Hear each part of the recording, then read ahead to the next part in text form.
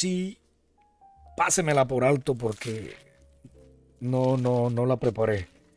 En la primera carta del apóstol Pedro a la iglesia del Señor, precisamente en el capítulo 1, el versículo 22, dice, habiendo purificado, habiendo purificado vuestras almas por la obediencia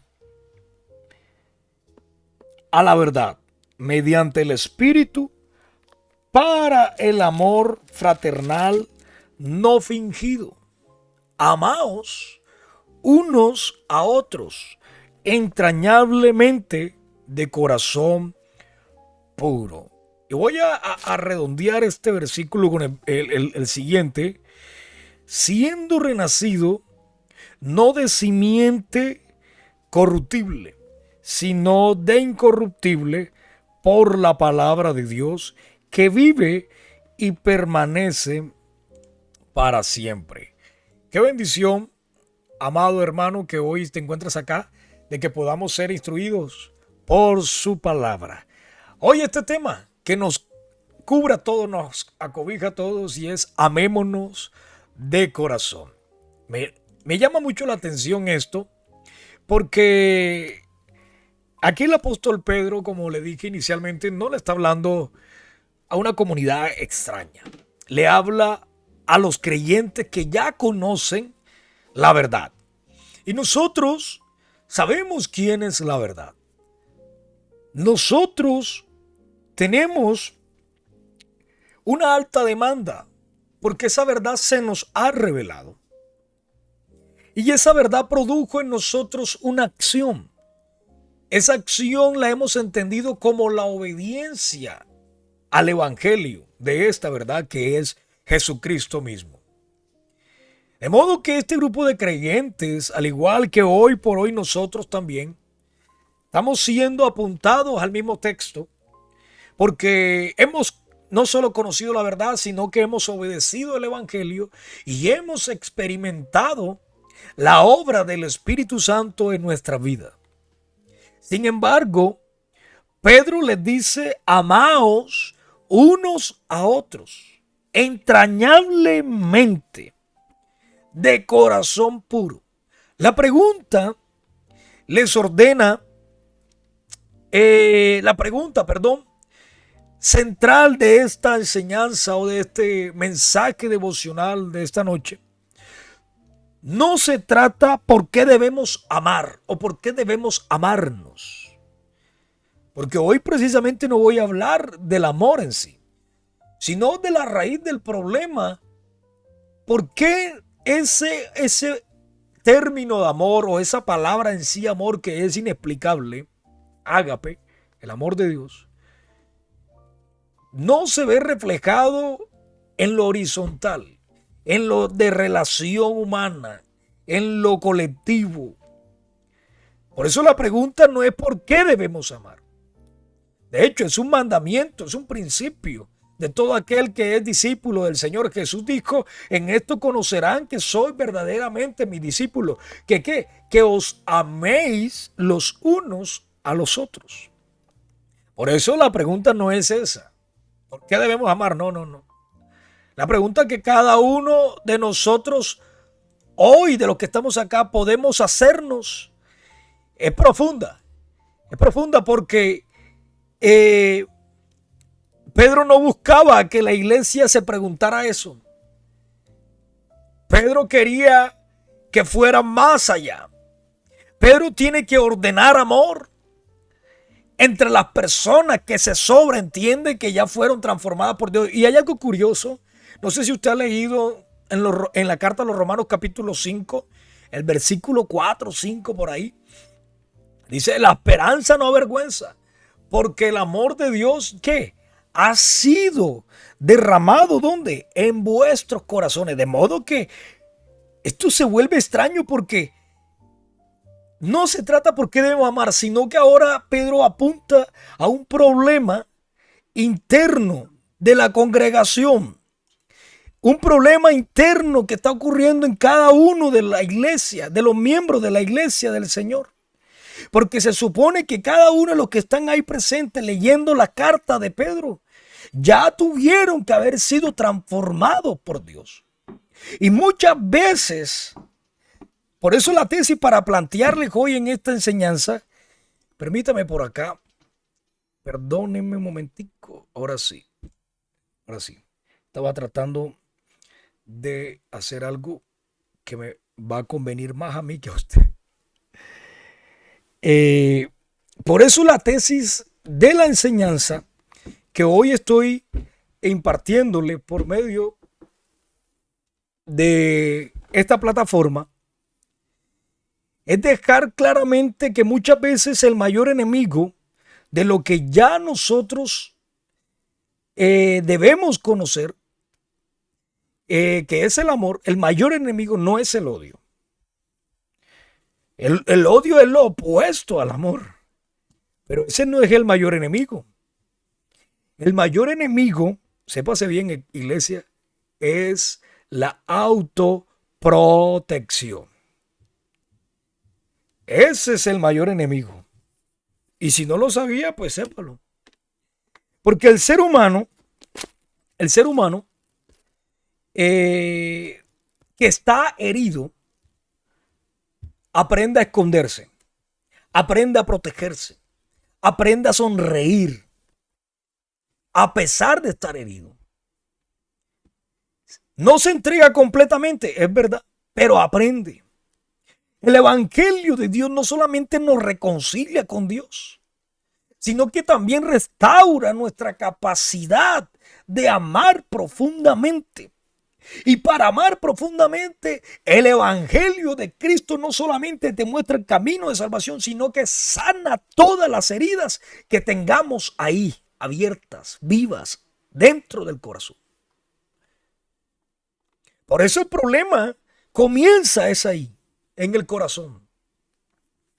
Pedro estaba conectando el amor que ya conocemos, que ya entendemos, porque es producto de la verdad que hemos recibido al momento de escuchar el evangelio de Jesucristo.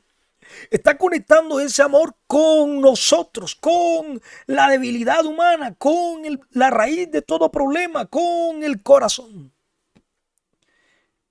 Y si hacemos un estudio minucioso del corazón, nada más usted se va a encontrar 2, 3 versículos que apuntan que el corazón es malo. Nada bueno hay en él. Por eso la Biblia presenta al corazón como el centro de la vida misma, de la vida humana. Cristo estaba interesado en que nosotros replanteáramos los términos, consideráramos su enseñanza de cambiar el parecer, la forma de vivir. Porque el corazón en sí es malo por naturaleza.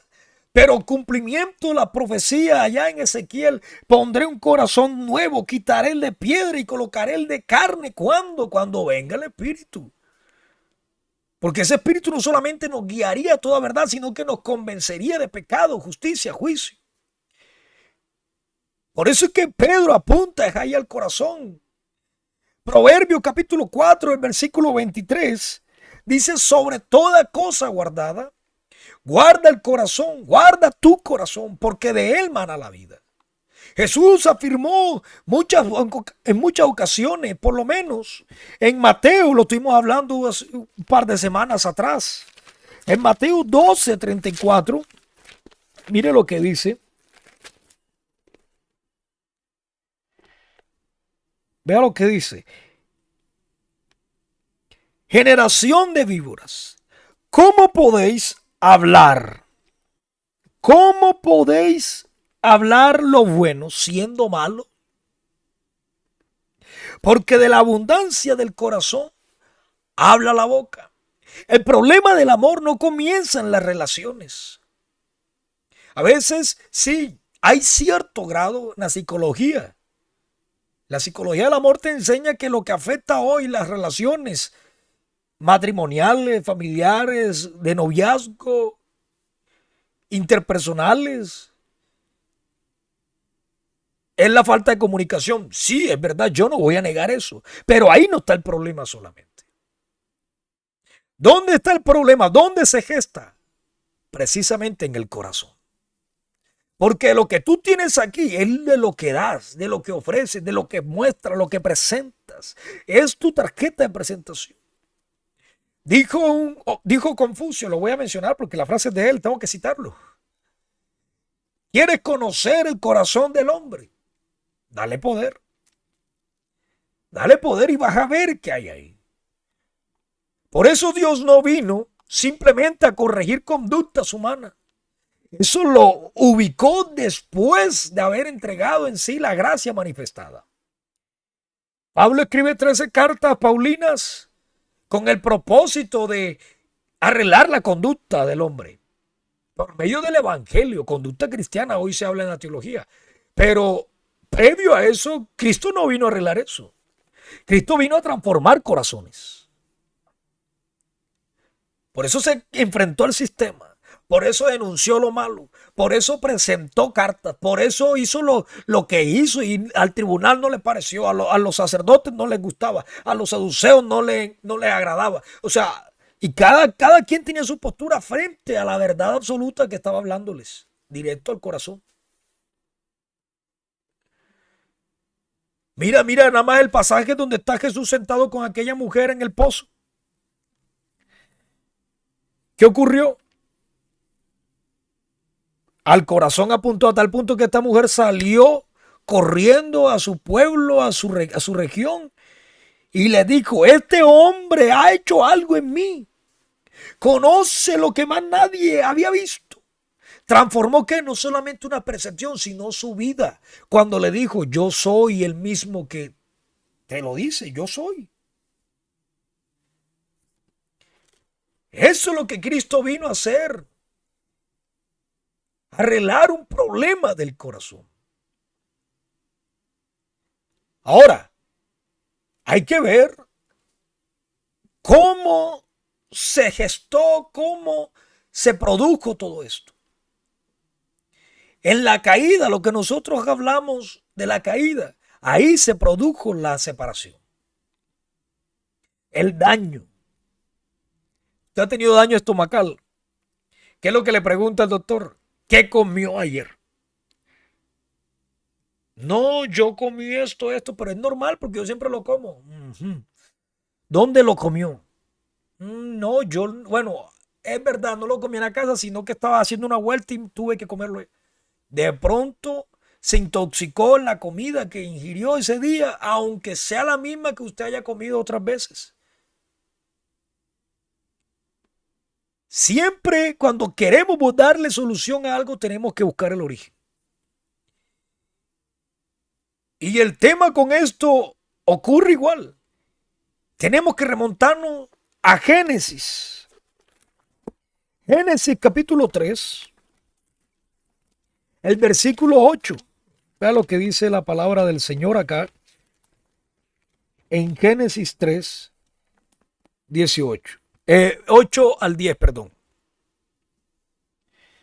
Dice: y oyeron la voz. Voy a leer un versículo antes para tener contexto inmediato. Dice: entonces fueron abiertos los ojos de ambos. Recuerden que habían pecado ya. Y conocieron que estaban desnudos. Entonces cosieron hojas de higuera y se hicieron delantales. Y oyeron la voz de Jehová Dios que se paseaba en el huerto al aire del día. Y el hombre y su mujer se escondieron de la presencia de Jehová Dios entre los árboles del huerto. Mas Jehová Dios llamó al hombre y le dijo: ¿dónde estás tú? Y él respondió: oí tu voz en el huerto y tuve miedo, porque estaba desnudo y me escondí. En Génesis estamos viendo precisamente en esta cita que después de pecar, ¿qué pasa con Adán? Se esconde. La primera reacción del hombre caído es esconderse, es separarse, es la distancia. Alguien que ha hecho algo malo se le nota en la cara. Antes corría hacia Dios. Antes le encantaba la presencia de Dios. Antes no tenía excusa. Después que falla, se esconde de Dios. Ahí está el daño no estomacal. El daño en el corazón. A lo largo de toda la escritura, analice algo. Usted va a notar el mismo patrón. Saludos al pastor Orlando. Bendiciones. Usted va a notar el mismo patrón. Caín y Abel. Babel. Las divisiones de Israel. Los conflictos entre los hermanos. El pecado siempre va a producir separación. Siempre. Yo no he visto que el pecado una cosas. Por eso lo que une es gracia. Cristo nos unió con el cielo. Nos unió con lo eterno. Nos unió con Dios. Dice la Biblia en Romanos capítulo 5, el versículo 1.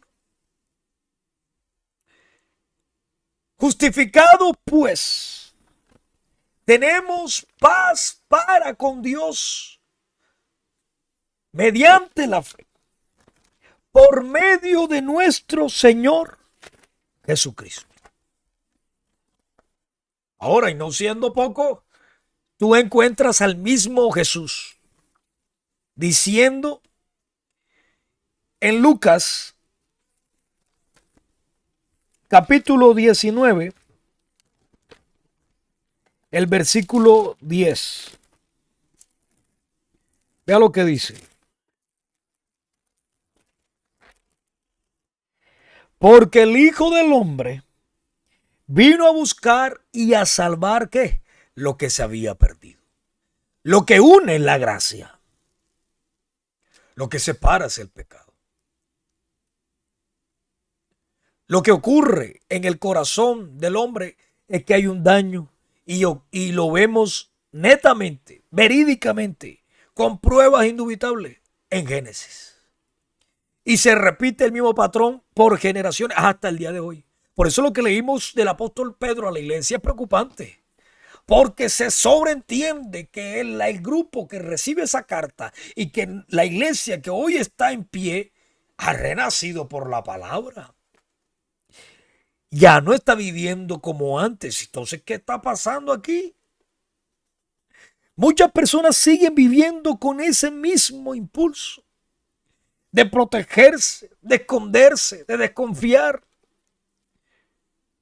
Y con el tiempo se atreven a llamarlo temor, llamarlo madurez, perdón. Pero realmente eso no es madurez, eso es temor. Porque no han dado la cara a responder esa situación, a resolverla.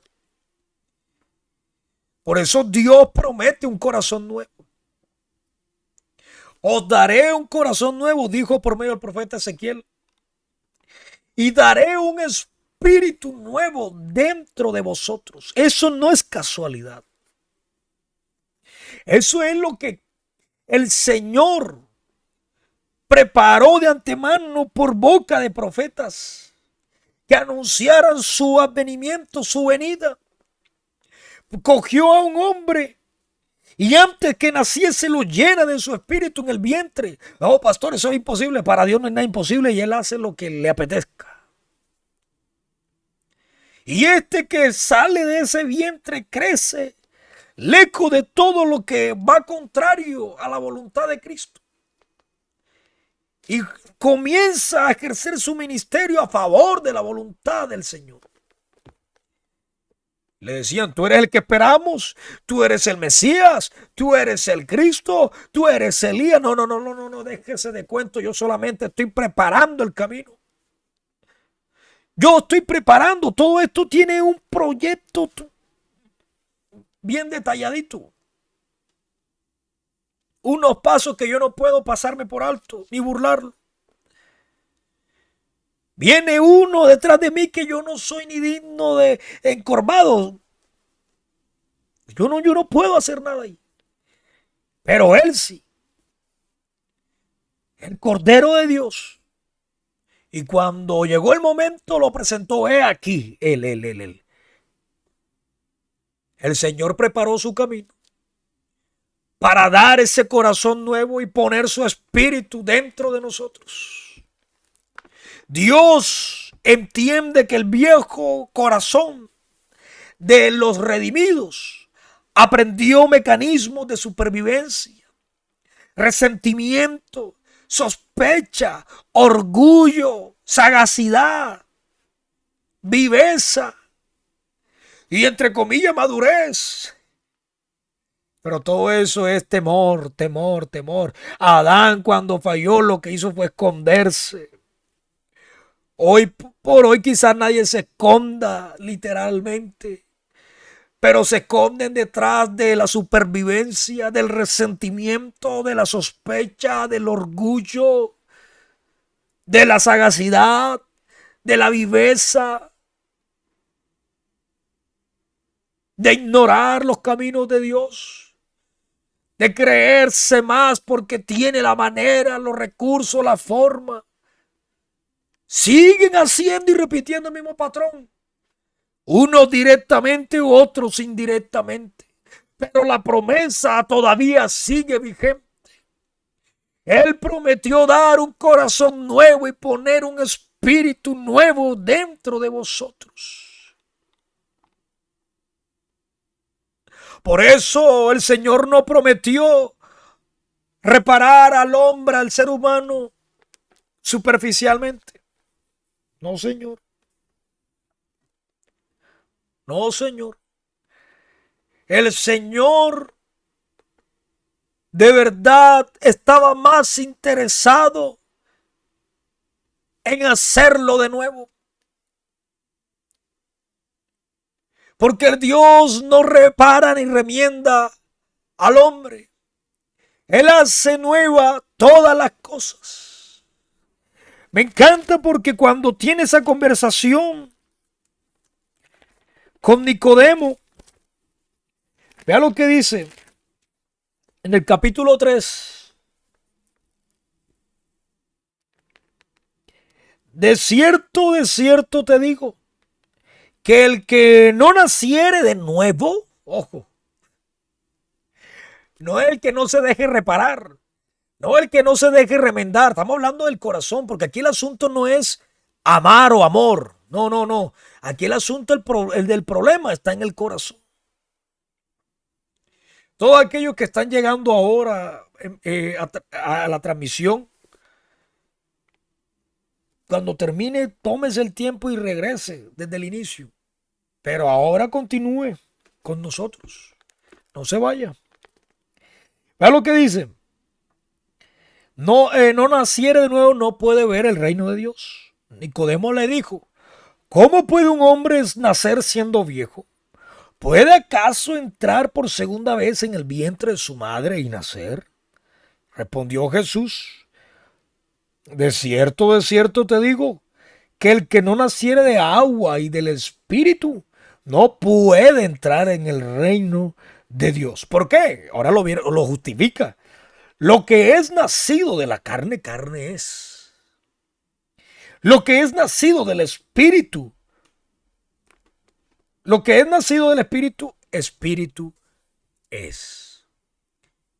Por eso el Señor no buscaba solucionar algo por fuera. El Señor buscaba apuntar al corazón, a un nuevo nacimiento. Y es que precisamente la doctrina del nuevo nacimiento no es solo para aprenderla. Perdónenme, pero la doctrina del nuevo nacimiento es para aplicarla. De que el hombre impío su camino, el hombre inicuo sus pensamientos y vuelva hacia Dios. Si usted lee Hechos capítulo 3, versículo 19, dice, arrepentidos y convertidos para que venga, para que sean borrados vuestros pecados y vengan de los cielos tiempo de refrigerio. El nuevo nacimiento no consiste en aprendérselo solamente, sino en vivirlo, en practicarlo.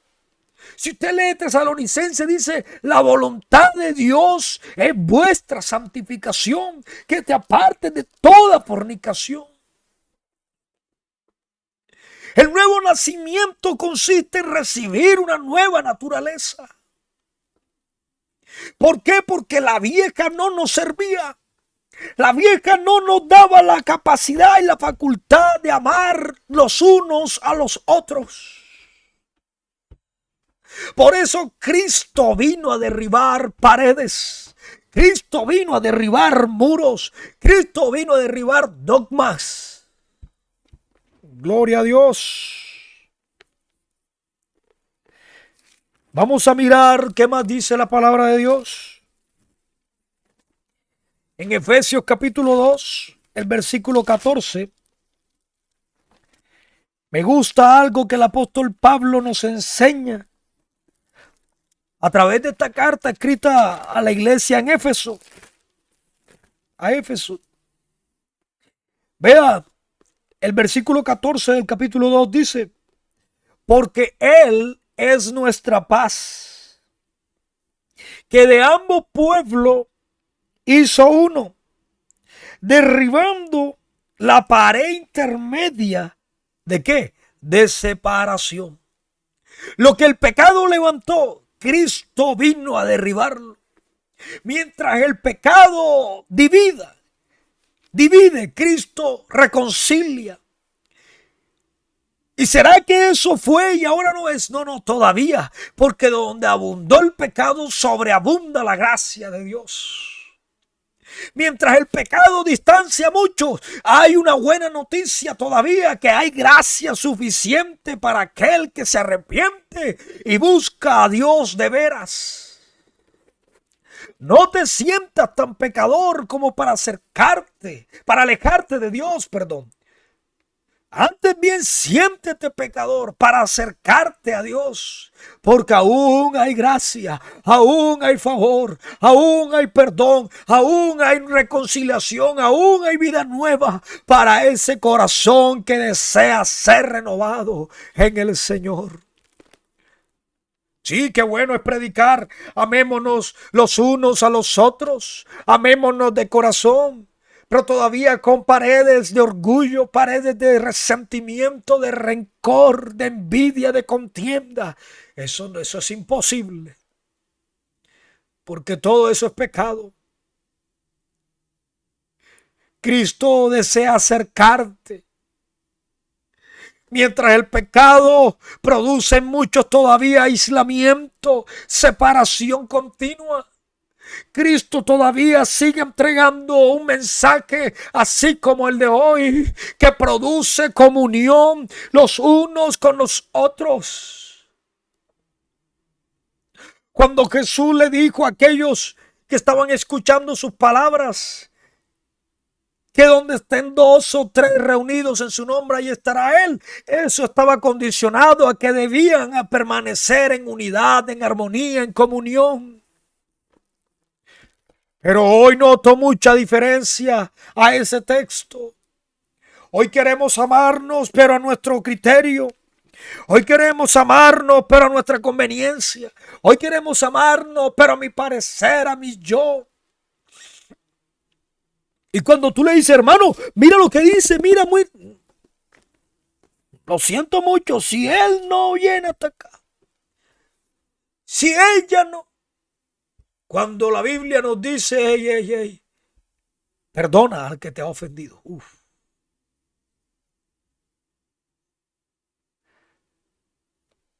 Ama como Cristo amó. Que en esto conocerán que soy verdaderamente mis discípulos. Son palabras que no nos gusta escuchar. Por eso yo no peleo con la gente. Porque pelear, ¿para qué? Yo presento la denuncia, demando con verdad lo que es la injusticia que se está cometiendo. Hacen hater, hacen falsas noticias, rumores, calumnias, porque no les gusta lo que se le dice. Y hoy una vez más alzo mi voz para decir que la iglesia no es simplemente un grupo de personas reunidas. La iglesia es el resultado de la obra reconciliadora de Cristo. La cruz fue ese puente para que lo que estaba separado se uniera. Un pueblo que estaba separado por una pared fue derribada. Dice la palabra en Colosenses, derribando el acta de los decretos que nos condenaba. Aleluya. Esto es la esencia misma de su inmenso amor, mi querido hermano. Jesús, lo interesante de todo esto, quiere que le diga. Lo que me llama la atención aún más todavía de lo que estamos ya hablando, es que Jesús ya nos había amado, sabiendo que lo íbamos a herir, sabiendo que lo íbamos a negar, sabiendo que lo íbamos a rechazar. Pero Él ya nos había amado. Eso lo dice la palabra. Como evidencia dice que Él tomó la iniciativa, primeramente nos amó. Cuando usted lee la Biblia en Lucas capítulo 22, te das cuenta una escena extraordinaria. Ya Jesús sabía que Judas lo iba a traicionar. Sabe que Pedro lo va a negar. Sabe que los demás van a salir corriendo. Y sin embargo, se arrodilla. Coge una poncherita de agua. Coge un trapito. Mete los pies de cada uno de ellos.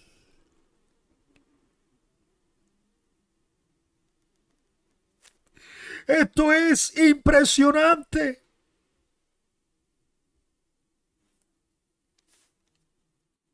Es impresionante.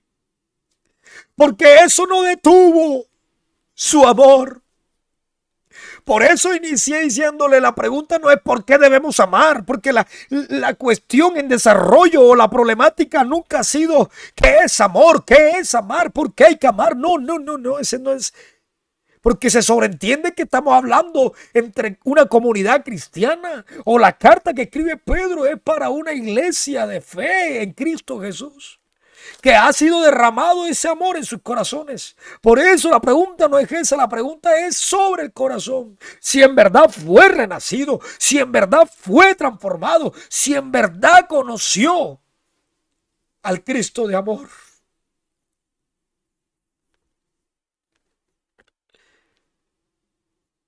Nada puede detener el verdadero amor.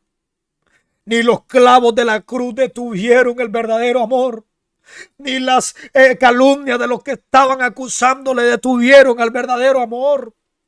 Ni tus fallas, ni fracasos, ni pecados detuvieron al verdadero amor. Ni la muerte, ni el que tenía el imperio de la muerte detuvo al verdadero amor. Ni los 3 días detuvieron al verdadero amor. El verdadero amor, el verdadero amor echa fuera todo temor. Aleluya. Todo lo malo, todo el pecado, todo lo opuesto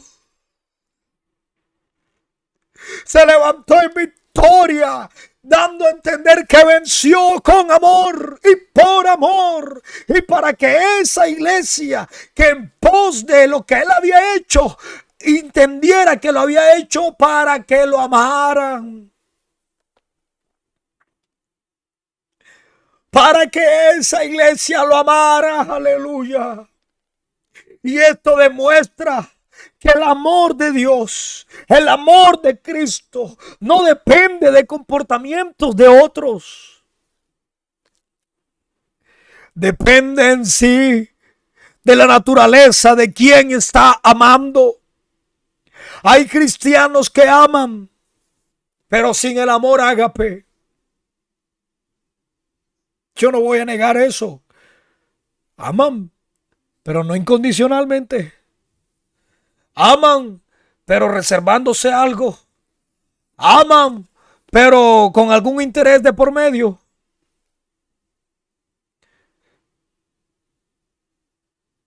Cristo nos amó primero.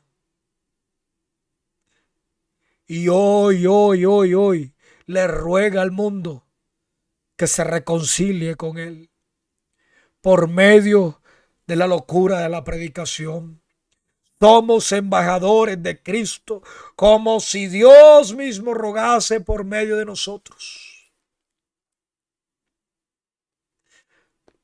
Nosotros solemos cerrar, mis hermanos, el corazón después de una decepción, después de una traición, ¿cierto?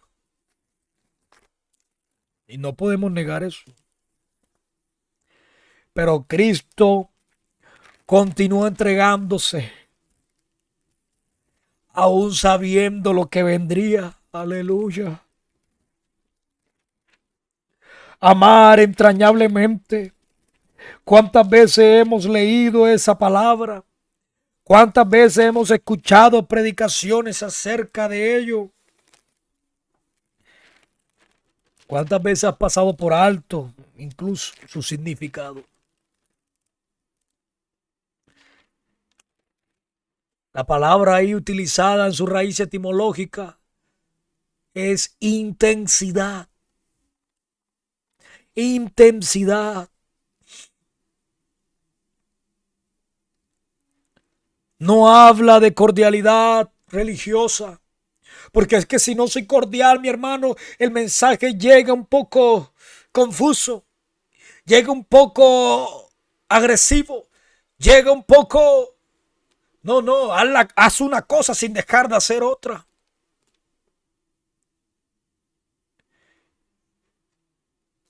Pedro llega apuntando a lo que está mal.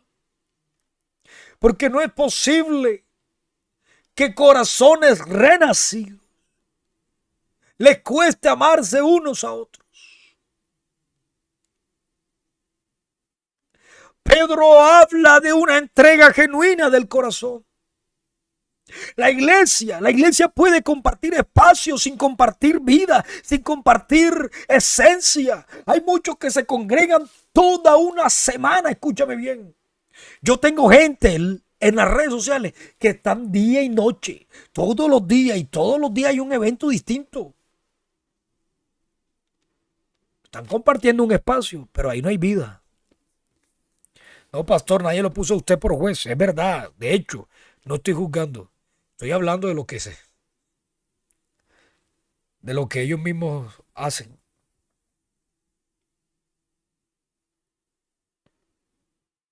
De lo que ellos mismos procuran exponer.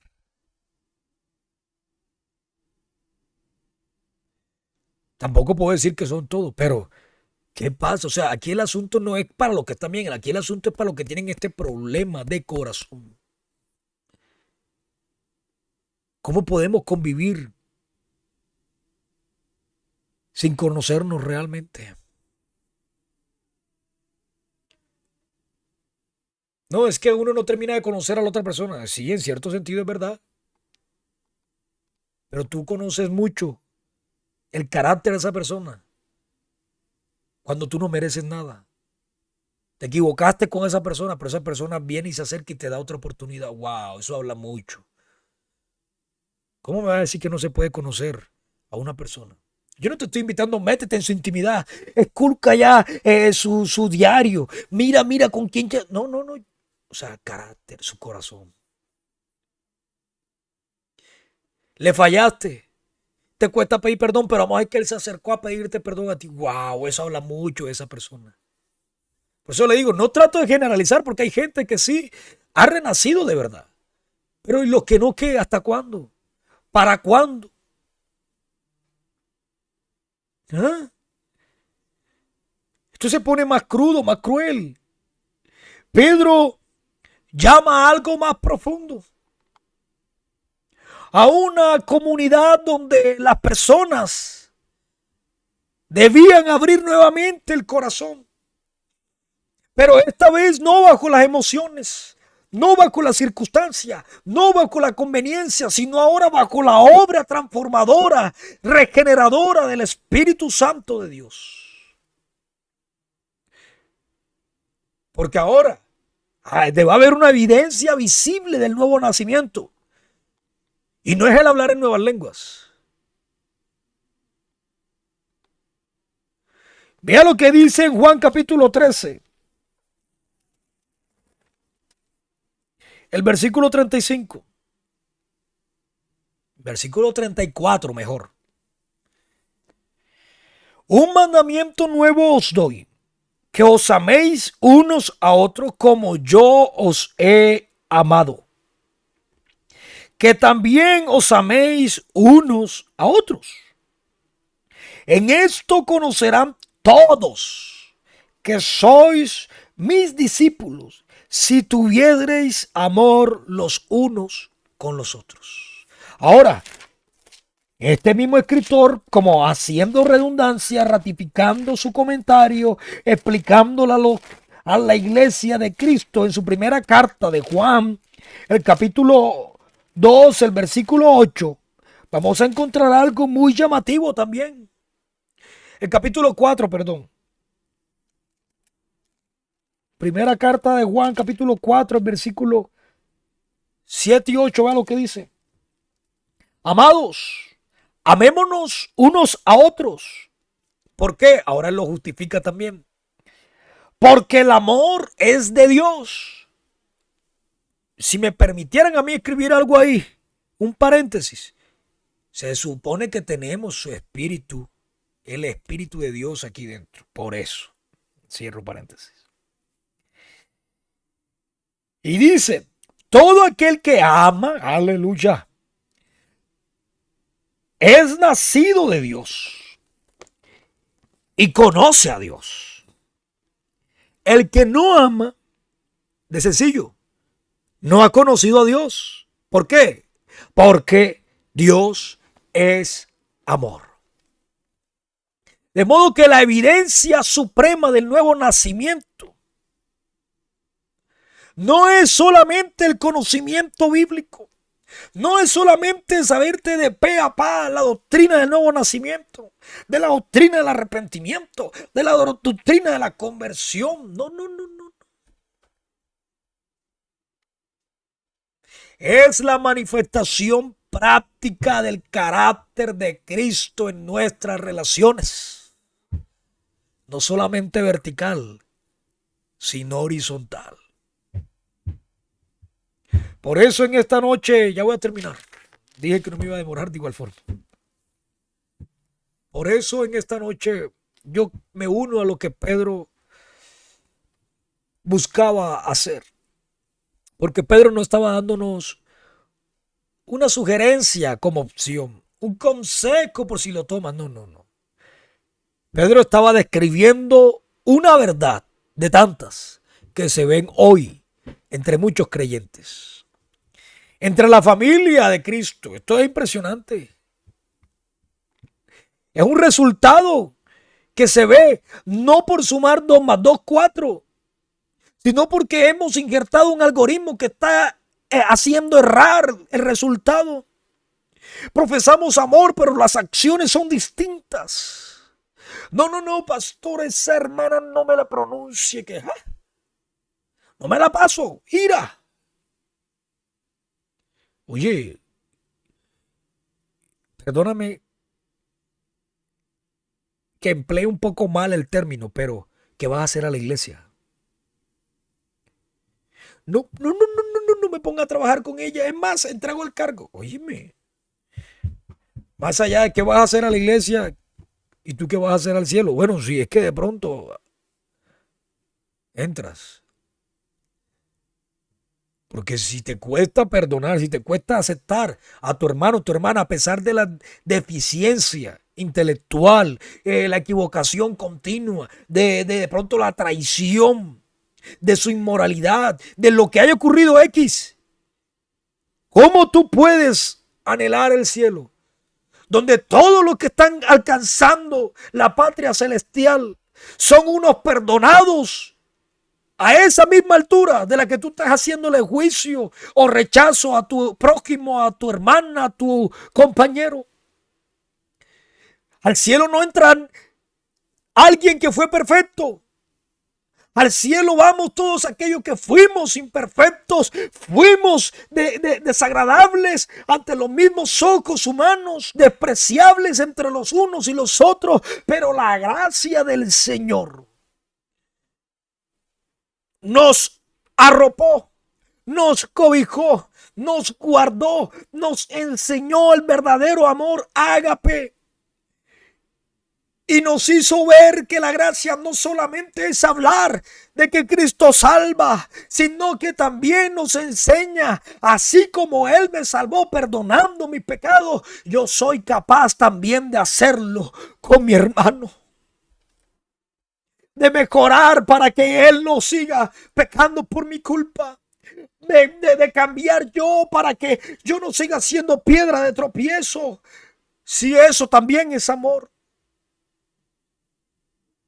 Ay, no, es que la salvación es individual. Si Él quiere perderse, que se pierda.